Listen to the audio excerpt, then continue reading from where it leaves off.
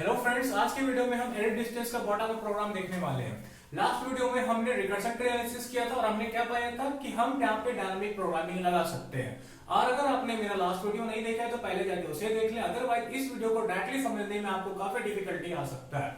तो अब हम आते हैं बॉटम अप प्रोग्राम पे। तो सबसे पहले आप देख रहे होंगे कि मैंने यहाँ पर रिकर्शन ट्री बना रखा है और मैंने ये रिकर्शन ट्री बना रखा है स्ट्रिंग 1 जो कि कैट है और स्ट्रिंग 2 जो कि बट है। ठीक है, इन दोनों के लिए मैंने रिकर्शन ट्री बना रखा है और ये रिकर्शन ट्री कुछ ऐसा बना है। तो आप सोच रहे होंगे कि मैं ये बनाया क्यों। इस चीज का मैं यूज करूंगा टेबल का डायमेंशन निकालने में और टेबल का साइज निकालने में। तो डायमेंशन का बात यहाँ पे आता है, तो डायमेंशन के लिए आपको चेक करना पड़ेगा यहाँ पे कितना वेरिएबल्स है। और इस प्रॉब्लम में हमारे पास दो वेरिएबल है, एक है m और दूसरा है n। ये है मेरा स्ट्रिंग 1 का लेंथ, ये है स्ट्रिंग 2 का लेंथ। तो आपका टेबल का डायमेंशन क्या होगा, 2। दैट इज ये एक 2D टेबल होगा जिसे हम फिल करेंगे बॉटम अप कोड के दौरान।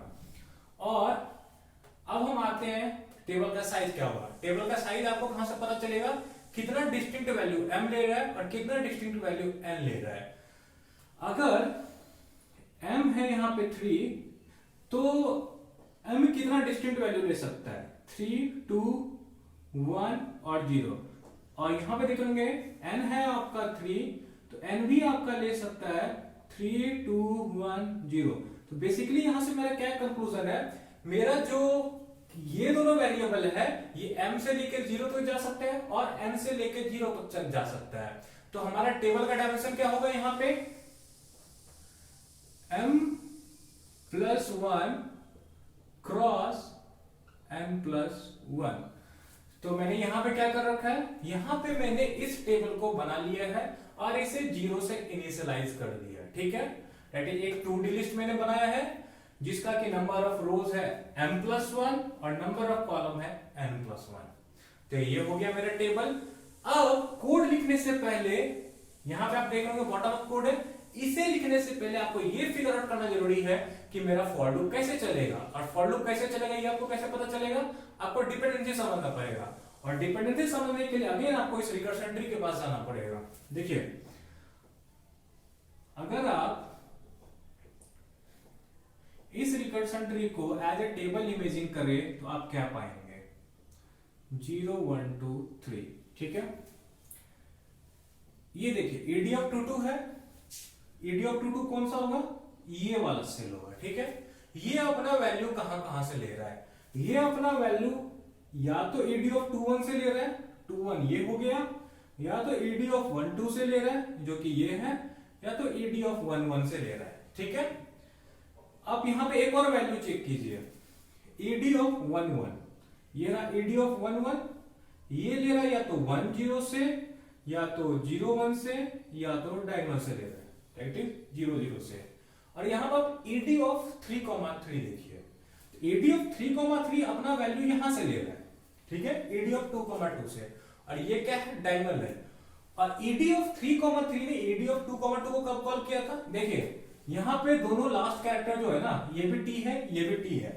तो अगर कैरेक्टर मैच होता है तो हम क्या करते थे, ed of m, n equal to ed of m-1, n-1 उसे कॉल करते थे। तो बेसिकली अगर कैरेक्टर इक्वल होता है तो मेरा वैल्यू डायगोनल से आएगा, अदरवाइज मेरा जो वैल्यू है वो डिपेंड करेगा लेफ्ट वाले सेल पे, एक सेल ऊपर पे और एक डायगोनल वाले सेल पे। किसी भी केस में आपको यहां से क्या एनालाइज हो रहा है कि मान लीजिए मैं इस सेल को फिल कर रहा हूं, या तो वैल्यू मेरा यहां से आएगा, या तो यहां से आएगा, या तो यहां से आएगा। ये आपका मैचिंग वाला केस है। ठीक है, चाहे मैच हो रहा हो ना हो रहा हो, इन तीनों में से ही कहीं से आएगा। ये है आपका डिपेंडेंसी। दैट इज अगर आपको किसी भी सेल को भरना है तो आपको इन तीनों सेल को कंप्यूट होना चाहिए उससे पहले। ठीक है, दैट इज प्री कंप्यूटेड। और ये डिपेंडेंसी आपका कब फुलफिल हो सकता है, देखिए आपके पास यहाँ पे दो ऑप्शन है, ये आपका टेबल है तो ऐसा आप दो तरीके से कर सकते हो। एक, पहले फर्स्ट रो को फिल करो लेफ्ट से राइट, फिर सेकंड रो को फिल करो, फिर थर्ड रो को फिल करो। तो ऐसे केस में जो है आपका ये डिपेंडेंसी फिल हो जाएगा। और एक आपके पास एक और ऑप्शन है, वो क्या है, ये मान लीजिए आपका टेबल है तो आप इसे ऊपर से नीचे अगर फिल करो, दैट इज कॉलम वाइज ऊपर से नीचे, फिर सिमिलर टू सेम चीज आप सेकंड कॉलम के लिए करो और थर्ड कॉलम के लिए भी करो तो आपका डिपेंडेंसी फुलफिल हो जाएगा। ठीक है, देखिए ऐसा क्यों होगा, मान लीजिए आप इस सेल को कैलकुलेट कर रहे हैं तो आपको ये दोनों कैलकुलेटेड है, सॉरी ये कॉलम तो कैलकुलेटेड है ऑलरेडी, और जब इसको कैलकुलेट करेंगे क्योंकि मैं ऐसे फिल कर रहा हूं तो ये ऊपर वाला कैलकुलेटेड मिलेगा ना मुझे, डायगोनल भी कैलकुलेटेड मिलेगा और ये लेफ्ट वाला भी कैलकुलेटेड मिलेगा। तो आपके पास दो ऑप्शन है, या तो आप रो वाइज फिल करो या तो आप कॉलम वाइज फिल करो। ठीक है, और मैंने जो यहाँ पे एग्जांपल लिया है ये है रो वाइज फिलिंग का। ठीक है, जैसे कि आप देख रहे होंगे for I in range m+1, m मेरा यहाँ पे क्या है, m रोज है, तो ये मेरा रो का ट्रैक रखेगा। फिर for j in range n+1, ये मेरा कॉलम का ट्रैक रखेगा। दैट इज ऐसे ऐसे फिल कर रहा हूं मैं। उसके बाद मैंने क्या किया है अंदर में, ये देखिए ये रहा सेम रिकर्सिव इक्वेशन और इसे मैंने क्या किया है, टेबल का शकल दे दिया, बस इतना सा नहीं किया हुआ है। सबसे पहले मैं क्या चेक कर रहा हूं, पहला कंडीशन क्या है मेरा i = 0 और j = 0 है, और आपको याद होगा तो ये क्या है, ये है आपको कि क्या मेरा दोनों में से कोई स्ट्रिंग एम्प्टी है। ठीक है, तो अगर ऐसा होता था तो मैं क्या करता था, मैक्स ऑफ i डाल देता था, और अब मैं क्या कर रहा हूं, टेबल में डाल रहा हूं, फंक्शन कॉल ना चला के। बॉटम अप यही होता है, मैं फंक्शन कॉल नहीं करूंगा बॉटम अप में। फिर सेकंड केस क्या है, दैट इज दोनों कैरेक्टर मेरा इक्वल है, और इक्वल होता क्या करते थे हम, डायगोनल एलिमेंट देते थे। ठीक है, टैब ऑफ i j में मैं डाल दूंगा tab of i-1 j-1, that is ed of m, n अगर कॉल करते थे और मेरा nth कैरेक्टर इक्वल होता था तो हम क्या करते थे, कॉल करते थे ed ऑफ m-1 n-1। तो ये चीज है यहाँ पे। और थर्ड केस ताकि दोनों कैरेक्टर इक्वल नहीं है तो यहाँ पे मेरे पास तीन ऑप्शन था, इंसर्ट, डिलीट और रिप्लेस का।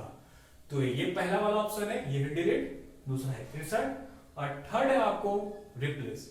और मैं इवेंचुअली क्या कर रहा हूँ, इन तीनों में से जो मिनिमम उसे चूज कर रहा हूँ और उसमें एक ऐड करके टैब ऑफ i j में अपडेट कर रहा हूँ। और एक बार मेरा ये टेबल फिल हो गया, दैट इज ये दोनों फॉर लूप खत्म हो गए, उसके बाद मैं क्या करूंगा, रिटर्न कर दूंगा टैब ऑफ mn। तो ये रहा मेरा रिकर्सिव कोड। और अब मैं क्या करूंगा, आपको इस कोड को ड्राई रन करके दिखाता हूं एक एग्जांपल पे। ठीक है,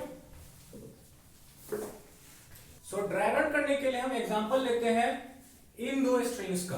पहला स्ट्रिंग है ABCD और दूसरा है XYABZ। तो बेसिकली मैं ABCD को इसमें कन्वर्ट करने के लिए देखूंगा कि मिनिमम कितना नंबर ऑफ ऑपरेशन में मैं ये काम को कर सकता हूं। ठीक है, तो इसे करने के लिए मैं कॉल करूंगा AD of length of first string, length of second string. ये है 4, ये है 5, तो बेसिकली AD ऑफ 4, 5 को मैं कॉल करूंगा। और अब देखते हैं ये हमारा कोड कैसे चलेगा। तो सबसे पहले क्या हो रहा है, for i in range m+1। So basically जो मेरा i है ये लेगा इनडिस्टिंक्ट वैल्यूज को। ठीक है, और मेरा जो j है for j in range n+1। सो 0 1 2 3 4 5। सो ये हो गया मेरा फॉर लूप और ये कैसे चलेगा। ठीक है, तो सबसे पहले इस रो को आप देख रहे होंगे मैंने अपडेट कर दिया, क्यों, क्योंकि यहाँ पे i = 0 है और इस वाले कॉलम में j = 0 है। तो मैक्स ऑफ i j से ये वाला कॉलम अपडेट हो जाएगा और ये वाला रो अपडेट हो जाएगा। ठीक है, तो ये हो गया i = 0 और j = 0 वाला केस। तो अब हम आते हैं बाकी वैल्यूज कैसे अपडेट होंगे। तो पहले ये वाला रो अपडेट होगा, तो मैं क्या करूंगा, चेक करूंगा क्या जो फर्स्ट कैरेक्टर दोनों स्ट्रिंग का वो सेम है। ठीक है, मतलब मैं फॉर लूप के अंदर ये काम कर रहा हूं। ठीक है, तो आप देख रहे होंगे ax इक्वल नहीं है। ठीक है, तो ऐसे केस में क्या होता था, मेरा वैल्यू इन तीनों में से कहीं से आता था, और कहां से आता था, जो मिनिमम होता था। तो 1 प्लस मिनिमम, तो ये होगा 1 + 0। अब देखिए ये है a और ये है y, तो दोनों इक्वल है, नहीं है। ठीक है, तो ऐसे केस में क्या होगा, आपका वैल्यू इन तीनों में से जो मिनिमम है +1। सो ये भी आपका हो जाएगा 2। ठीक है, अब देखिए a और a आपका इक्वल है, ऐसे केस आपका वैल्यू कहां से आता था, डायगोनल। सो 2। a और b इक्वल नहीं है, करेक्ट, तो मिनिमम +1, a और z इक्वल नहीं है, इन तीनों में से जो मिनिमम +1। सो बेसिकली आप इसको इस तरह से समझ सकते हैं कि मेरे पास a दिया हुआ है और मुझे XYABZ बनाना है, तो उसके लिए मिनिमम नंबर ऑफ ऑपरेशन कितना चाहिए होगा, 4। ठीक है, आप इसे इस तरीके से भी समझ सकते हैं। और यहां पर देखिए b है और ये x रहा, दोनों इक्वल नहीं है तो 1 प्लस मिनिमम, सो ये हो जाएगा 2।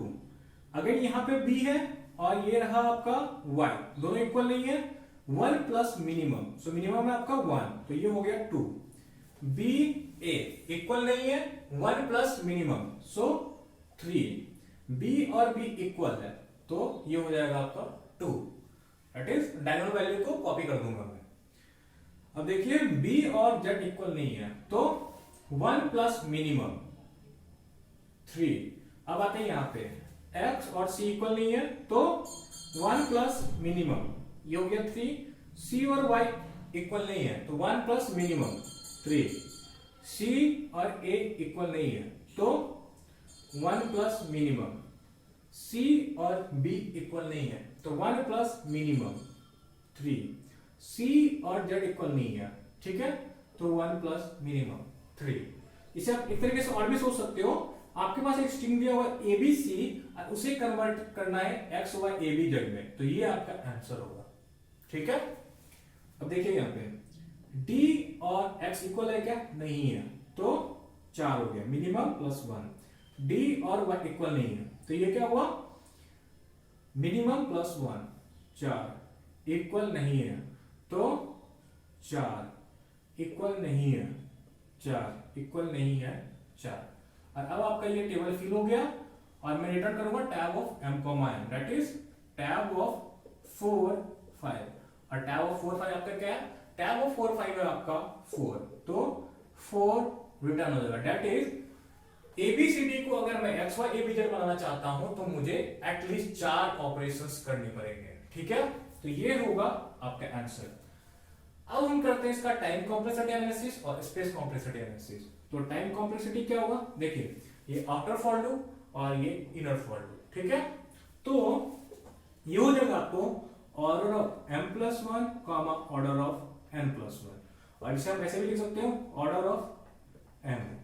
ये हो गया आपका टाइम कॉम्प्लेक्सिटी। स्पेस कॉम्प्लेक्सिटी क्या होगा, स्पेस कॉम्प्लेक्सिटी भी आपका यही होगा, इस टेबल को भर रहे हो जिसका डायमेंशन क्या है m+1 क्रॉस m+1, तो आपका स्पेस कॉम्प्लेक्सिटी भी होगा ऑर्डर ऑफ m।